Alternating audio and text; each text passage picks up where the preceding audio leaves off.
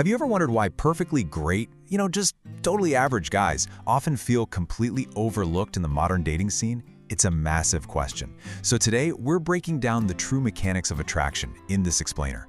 We're going to figure out exactly why this happens and, absolutely most importantly, how you can completely flip the script. I want you to picture this for a second. You're walking down a super busy, crowded city street. Hundreds of people are walking right past you. Now, a few of those people instantly catch your eye, right? But the vast majority of them, you barely even register that they're there. So we really have to ask, are average men literally invisible when it comes to dating? Well, if they are, it is definitely not because they're bad people, and it's not because they're physically ugly. It's simply because attraction doesn't work the way most guys think it does. And trust me, the answer is absolutely not what you've been seeing on your social media feeds. All right, let's dive right into Section 1, the nice guy myth. This is probably the single biggest myth guys grow up believing. We've all heard it, right? Just be nice, be respectful, work hard, and women will naturally fall for you. It sounds great on paper, but there's a really sharp contrast between being a good person and being an attractive person. Listen, being a kind, polite guy and actually generating that visceral, undeniable spark of attraction, they just aren't the same thing.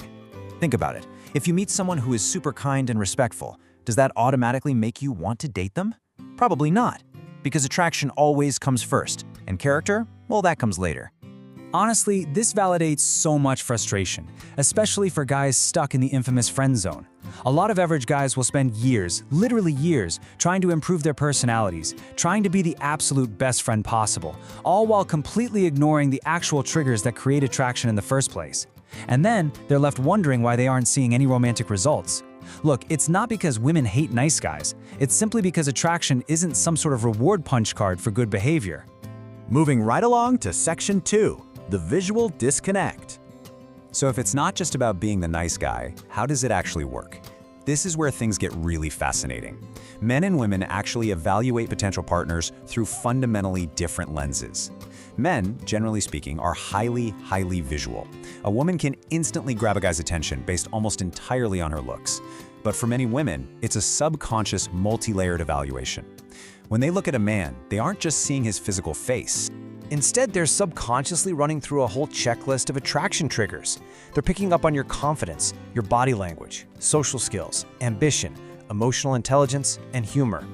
Now, you might be thinking of a guy right now who definitely isn't a movie star, maybe even has a terrible haircut, but he still attracts lots of women. Of course you know a guy like that, because an average-looking guy who actually has these traits is going to outshine a conventionally handsome guy who completely lacks them every single time. Which brings us to Section 3, the trap of invisibility. And this gets directly to the core pain point here. The real issue isn't actually that average men are unattractive. The issue is that they've become totally forgettable. We call this the invisible man. It's someone who tries so incredibly hard not to offend anyone that they end up having basically no personality at all. A lot of guys think, oh man, I really don't want people to judge me. So what do? They hide who they really are. They dress exactly like everyone else, they speak like everyone else, they dodge taking any risks, and they basically never express a strong opinion. They just play it safe. But here's the massive catch. We live in a world where attention is everywhere, and it's constantly divided. People remember emotions. People remember confidence. They remember uniqueness. So ironically, by hiding your true self and playing it safe just to avoid judgment, you're literally guaranteeing your own invisibility. Average behavior is always going to create average results. Okay, let's pivot to Section 4, the confidence roadmap. Let's move away from the problem and build a concrete, actionable roadmap for your personal development. But first, we need a quick reality check to clear the air. We absolutely have to debunk what social media is constantly yelling at us. Women are not all looking for millionaires, and they're definitely not all looking for 6-foot models. You do not need perfect genetics. You don't need a fleet of luxury cars. Social media just massively exaggerates reality for clicks. Once we tune out all that noise, we can actually focus on what women genuinely find attractive. So, let's look at how to build a true foundation of magnetic confidence using 5 specific actionable habits. Step 1 starts with prioritizing self-care. A man who takes care of himself instantly signals his own self-worth. From there, step 2 is pursuing clear goals, because having a direction in life, that is incredibly attractive. Combine that with step 3, expressing yourself confidently without hiding your real opinions. Step 4 is absolutely crucial. Stop desperately seeking everyone's approval. And finally, step 5, build a vibrant life outside of dating with your own hobbies and your own friends.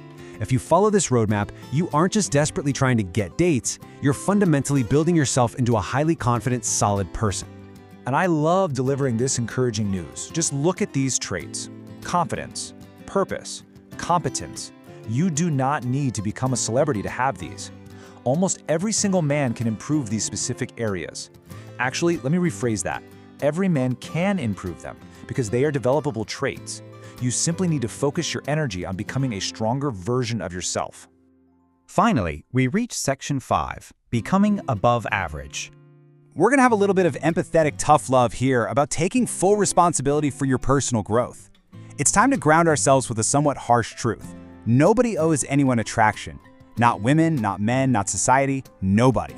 If people aren't noticing you, the solution is never bitterness. It's not sitting around blaming the world. The only actual effective solution is dedicated, intentional growth. Because the guys who genuinely succeed in dating, and honestly in life, they aren't always the most handsome guys in the room, not by a long shot. They're the men who adopt a continuous growth mindset. They're continuously working on improving themselves. They put real effort into their health, their communication skills, their confidence, and their overall mindset.